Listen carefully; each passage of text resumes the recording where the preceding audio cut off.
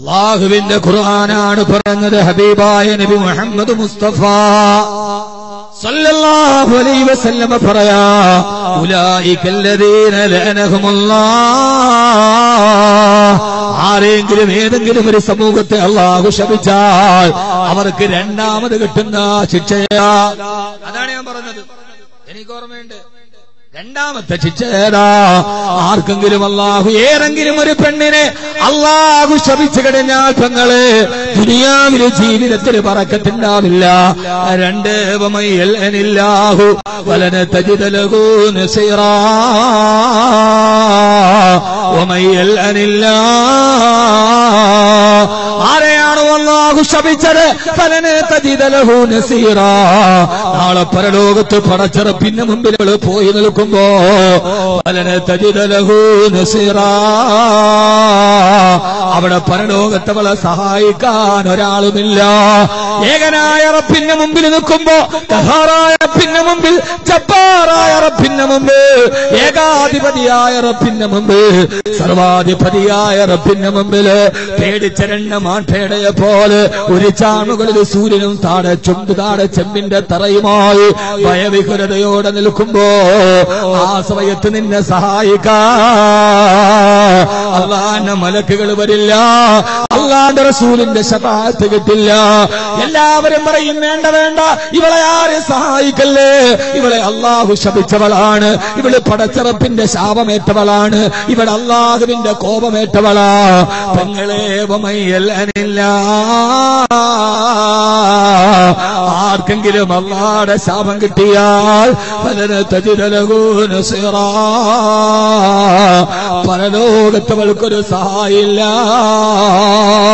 പരലോകത്തേക സഹായം അല്ലാഹുവിന്റെ റസൂലിന്റെ ശഫാഅത്താണല്ലോ. ആ ശഫാഅത്ത് നമുക്ക് കിട്ടില്ല. നമ്മുടെ മക്കൾ ഹാഫിളീങ്ങളാണോ, അവരുടെ ശഫാഅത്ത് നമുക്ക് കിട്ടില്ല. അല്ലാഹുവിന്റെ മലക്കുകളുടെ സഹായമില്ലാതെ നാളെ കത്തിക്കാലെന്ന നരകത്തിലേക്ക് അവൾ വലിച്ചെറിയപ്പെടുമെന്ന് ഹബീബായ നബി മുഹമ്മദ് മുസ്തഫ. തങ്ങളെ അപ്പൊ അതിന്റെ അർത്ഥമെന്താ? അന്യപുരുഷന്റെ മുമ്പിൽ നിനക്ക് നോട്ടം കിട്ടാൻ നിന്റെ പുരികമൊന്ന് പ്ലക്ക് ചെയ്താൽ, ആവശ്യമില്ലാത്ത കളറുകൾ വാരിത്തേച്ചാൽ അതോടെ നിനക്ക് നെട്ടമാകുന്നത് പടച്ചറപ്പിന്റെ സ്വർഗമാ. മറ്റൊരു പുരുഷൻ ആസ്വദിക്കാൻ നിന്റെ ശരീരത്തെ കൊടുത്തിട്ട് എന്തിനാണ് പെങ്ങളെ, എന്തിനാണ് പെങ്ങളെ, എന്തിനാണ് പെങ്ങളെ മറ്റൊരാൾക്ക് വേണ്ടി നിന്റെ സ്വർഗം നഷ്ടപ്പെടുത്തുന്നത്, നിന്റെ സ്വർഗം നഷ്ടപ്പെടുത്തുന്നത്? അല്ലാഹു നമ്മളെ കാത്തിരക്ഷിക്കുമാറാകട്ടെ, അല്ലാഹു നമുക്ക് സ്വർഗം നൽകുമാറാകട്ടെ. മറ്റുള്ളവർക്ക് വേണ്ടി സ്വർഗം നഷ്ടപ്പെടുത്താനോ? മഹദിയായ ഫാത്തിമ റളിയല്ലാഹു അൻഹാ, മഹദിയായ ഫാത്തിമ റളിയല്ലാഹു അൻഹാ പറയുന്നതിന് മുമ്പ് ബാക്കി രണ്ട് വ്യാഖ്യാനം കൂടെ പറയാം. നിസാഉൻ കാസിയാത്തുൻ ആരിയാത്തുൻ, വസ്ത്രം ധരിച്ച നഗ്നകൾ എന്നതിന്റെ മൂന്ന് വ്യാഖ്യാനത്തിൽ ഒന്ന് ശരീരത്തിന് ബോഡി ഷേപ്പുള്ള വസ്ത്രം, രണ്ട് വകിസ്വതുഹും റഖീഖാ, അവരുടെ വസ്ത്രം നേർമയുള്ള വസ്ത്രമാണ് എന്ന് പറഞ്ഞാൽ അവരുടെ വസ്ത്രം അവരുടെ വസ്ത്രം ശരീരത്തിന്റെ തൊലിയുടെ നിറം വെളിയിൽ കാണുന്ന വസ്ത്രമാണ്, നേർമയുള്ള വസ്ത്രം. അല്ലാഹു ഉസ്താദെ നല്ല കട്ടിയാണ്, ഇൻസ്റ്റാൾമെന്റിൽ വന്ന കാക്കാടെ കയ്യിൽ നിന്ന് മേടിച്ച് ഇരട്ടുമായിട്ട് നല്ല കട്ടി. പെണ്ണെ അതല്ല, അതല്ല, വലിബാസുഹും റഖീഖാ, അവരുടെ വസ്ത്രം തൊലിയുടെ നിറം കാണുന്ന വസ്ത്രമാണ്. മിക്ക ചുരിദാറിന്റെ ഈ കൈകൾ നെറ്റാണ്, തോള് വരെ മാത്രമാണ് കട്ടിയുള്ള വസ്ത്രമുള്ളത്. എല്ലാവരും കൈ മുഴുവൻ നെറ്റാണ്, ഇവിടെ വരെ പാടില്ല. കാരണം ഇത് നിന്റെ ഔറത്താണ്. ഞാൻ പൊതു സദസ്സിൽ പറയാൻ ചില സഭ്യതയുടെ വാക്കുകളുണ്ട്, അത് ഒരു ശ്ലീലവും അശ്ലീലവും തമ്മിൽ വേർതിരിക്കപ്പെടണം. അതുകൊണ്ടാണ് ഞാൻ അതിനകത്തേക്ക് പോവാത്തത്. ഞാൻ കൂടുതൽ പറയില്ല. ഔറത്ത് എന്ന് പറഞ്ഞാൽ, ഔറത്ത് എന്ന് പറയുന്ന ശരീരത്തിന്റെ പരിമിതമായ ഭാഗങ്ങളല്ല. അവളുടെ കൈ മിക്കവാറും പ്രായബുദ്ധിയായ പെൺകുട്ടികളല്ലേ, നെറ്റിന്റെ വസ്ത്രം ഉപയോഗിക്കാൻ പാടില്ല. വലിബാസുഹും റഖീഖാ, അവരുടെ വസ്ത്രം വളരെയേറെ നേർമയായതാണ്, തൊലിയുടെ നിറം കാണുന്ന വസ്ത്രങ്ങളാണ്.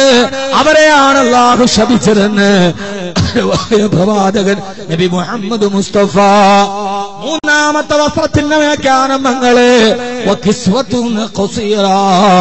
അവരുടെ വസ്ത്രം അവരുടെ നാണം മറയ്ക്കാൻ പര്യാപ്തമല്ല. അവരുടെ വസ്ത്രം ധരിച്ചിട്ടുണ്ട്, പക്ഷെ ആ വസ്ത്രം ചെറിയ വസ്ത്രമാണ്. എന്ന് പറഞ്ഞാൽ ബ്ലൗസ് ഇട്ടിട്ടുണ്ട്, സ്ലീവ്ലെസ് ആണ്. അവർക്ക് വസ്ത്രമുണ്ട്, പക്ഷെ കസ്ഫീറ ചെറിയ വസ്ത്രമാണ്. ബ്ലൗസ് ഉണ്ട്, പക്ഷെ എല്ലാം ഒന്നും അങ്ങനെ പറയാൻ പറ്റില്ല. സ്ലീവ്ലെസ് ആണ്. സാരി ധരിച്ചിട്ടുണ്ട്, പക്ഷേ അത് ധരിക്കേണ്ടത് പോലെയല്ല. അവരുടെ വസ്ത്രം മതിയായ വസ്ത്രമല്ല, ചെറിയ വസ്ത്രമാണ്. ചില സമയത്ത് ഉണ്ടാവില്ല. ഒരു രസികനെ അടുത്ത സമയത്ത് പറഞ്ഞു, ഈ ട്രാൻസ്പോർട്ട് ബസിന്റെ സീറ്റ് ഉണ്ടല്ലോ, ആ സീറ്റിൽ താഴെ മുഴുവൻ സീറ്റ് ഉണ്ടാകും, മുകളിലൊരു കമ്പി ഇങ്ങനെ ഉണ്ടാവും. അപ്പൊ ഇവൻ പറയാണ്, പൊന്നുസ്താദ് എന്നോട് പറഞ്ഞാണ്, ഉസ്താദ് ഞാൻ ബസ്സിൽ കയറിയിട്ട് ബാക്ക് സീറ്റ് ഇരിക്കുക. അപ്പൊ സീറ്റിന് ഫ്രണ്ടിൽ ഒരു പെണ്ണിരിക്കുന്നുണ്ട്, അവൾക്കാണെങ്കിൽ ബ്ലൗസ് ഉണ്ട്, പക്ഷെ ബാക്കിലോട്ട് ഒന്നുമില്ല. ഞാൻ തോർത്തു ഉസ്താദ് ഈ ബാക്കിലോട്ട് പിടിച്ചു കിട്ടാതെ ഇതങ്ങനെ പുറത്തൊട്ടിച്ചു വെച്ചിരിക്കുകയാണോ. അവസാനം ഈ പെണ്ണ് സ്റ്റോപ്പിൽ ഇറങ്ങാൻ വേണ്ടി എഴുന്നേറ്റപ്പോഴാണ് ബാക്കിലൊരു ചെറിയ വീതിയിൽ ഒരു തുണിയുണ്ട്, പക്ഷെ ഈ ട്രാൻസ്പോർട്ട് ബസ്സിന്റെ സീറ്റിന്റെ കമ്പിയുടെ വലിപ്പം അതിനുള്ളൂ, അതിന്റെ മറഞ്ഞിരുന്നുകൊണ്ട് കണ്ടില്ല. മിക്കവാറും സ്ത്രീകൾ ബാക്കൊരു ഭാഗത്ത്, ഈ ഭാഗത്ത്. ഇതൊക്കെ വളരെ ചെറുതായി നിങ്ങൾ കണക്കാക്കുമെങ്കിലും ബ്ലൗസ് തയ്ക്കും ബാക്കിലുണ്ടെങ്കിലും ഇതിന്റെ ഭാഗത്ത്, ഈ കരുത്തിന്റെ ഭാഗത്ത് ഒരത്യാവശ്യം നമ്മുടെ ഇപ്പോഴത്തെ കണ്ടംപററി വീടിന്റെ ഒക്കെ ഫ്രണ്ടിൽ ഡിസൈൻ ചെയ്യും. എന്ന മാതിരി ചെറിയ ഡിസൈനായിട്ട് ഇവിടെ ഒന്നുണ്ടാവും, തുറന്നിട്ടിട്ടുണ്ടാവും. മോളെ ഔറത്തല്ലേ അത്? പുറകു ഭാഗത്ത് നൈറ്റിയുടെ ഈ ഭാഗത്ത്, അല്ലെങ്കിൽ ഇപ്പൊ എങ്ങനെ കാണിച്ചെന്നോടച്ചോ, ഈ ഒരല്പത ഇങ്ങനെ ഒരു ജനാല മാതിരി, അത്ര ഒരു കിളിവാതിര മാതിരി, ഒരു 3 ഇഴ മാതിരി ഇങ്ങനെ കൊടുത്തിട്ടുണ്ടാവും. ഔറത്തല്ലേ കുട്ടിയത്? എങ്ങനെ അത് സാധുവാവുക? അള്ളാഹു നമ്മളെ കാത്തിരക്ഷിക്കുമാറാകട്ടെ. അള്ളാഹു പറയാണ് ഇതൊക്കെ നിസ്സാര കാര്യമാ, പക്ഷേ അള്ളാഹുവിന്റെ പ്രവാചകം പറയാ,